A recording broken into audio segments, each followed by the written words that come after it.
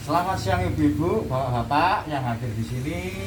Jumpa lagi dengan saya di FDS sesi 3. Review yang kemarin Bu ya.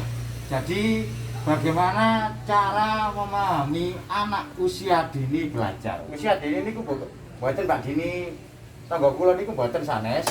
Dini niku sebelum anak masuk SD, TK ataupun PAUD. Nah, pada konsep memahami cara anak usia dini belajar itu pada flowchart ini, flowchart 3A adalah pertama di PAUD. Misalnya anak jenengan disekolahkan di PAUD itu biasanya nggak diajari dengan matematika ataupun tulis bahasa, tapi adalah bermain, yaitu pada manfaat bermain bagi anak. Jadi lebih banyak permainan yang dihadirkan pada saat mereka sekolah di PAUD. Misalnya pada yang fisik, mengasah kemampuan fisik anakmu dan juga membuat anak sehat. Caranya bagaimana? Mungkin dikasih permainan bola, entah itu sepak-sepakan ataupun kalau bahasa Jawanya uncal-uncalan. Nggak tahu bahasa Indonesianya, saya belum bisa menerjemahkan uncal-uncalan itu apa, seperti itu ya. Terus kemudian mengasah emosi. Istilahnya psikologi emosinya, bagaimana supaya anak merasa bahagia, bagaimana belajar untuk mengekspresikan perasaan hatinya, dan juga meningkatkan kedekatan hubungan anak dengan teman-teman bermainnya.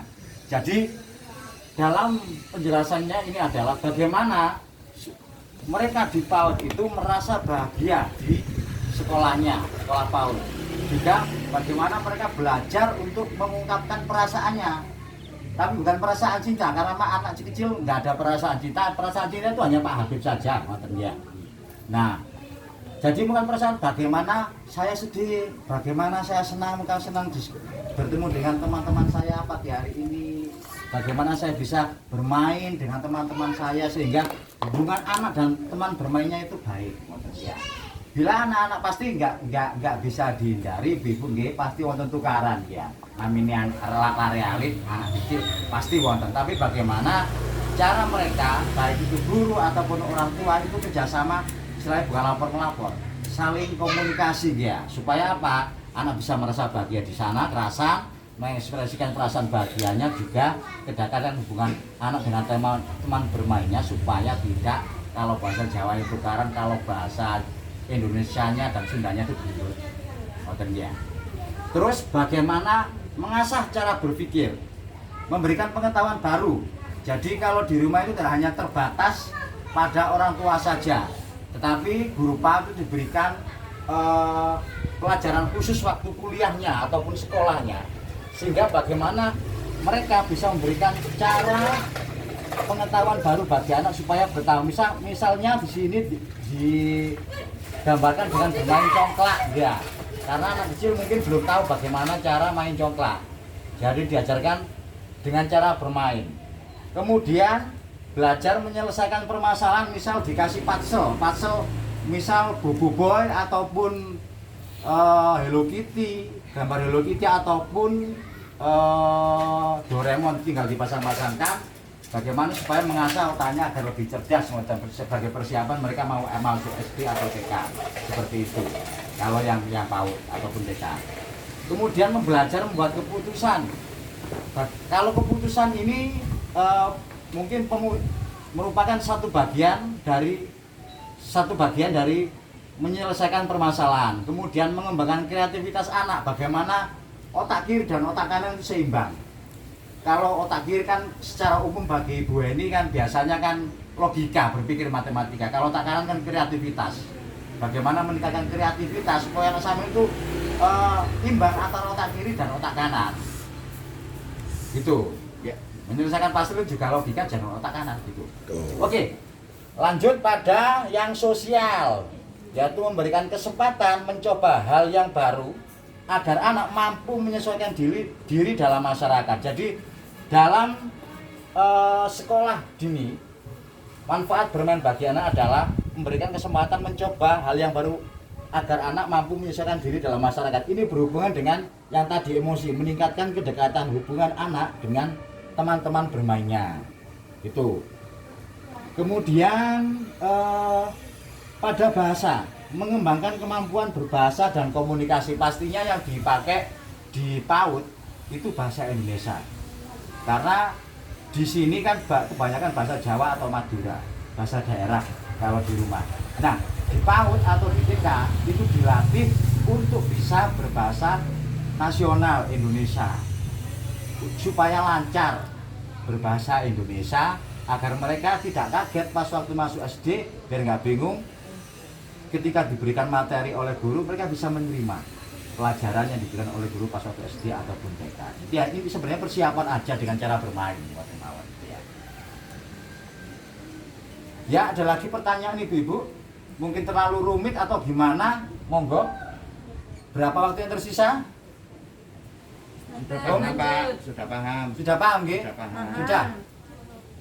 Oke, lanjut nggih. Oke. Saya lanjutkan lagi. Memahami cara anak usia dini belajar, yaitu pada fisik.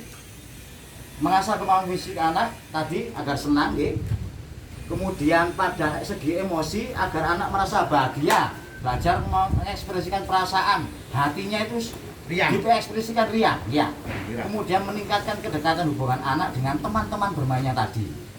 Memberikan pengetahuan baru, belajar menyelesaikan permasalahan, misalnya dengan puzzle tadi atau dengan congklak, belajar membuat keputusan, itu berhubungan dengan sebelumnya tadi puzzle atau congklak tadi, dan mengembangkan kreativitas anak, otak kanannya ini dilatih. Pak, sebelum masuk. Itu kan sudah materi bulan lalu ya. Terus materi Ya. bulan ini apa ya? Materi bulan ini adalah oke Bu nggih.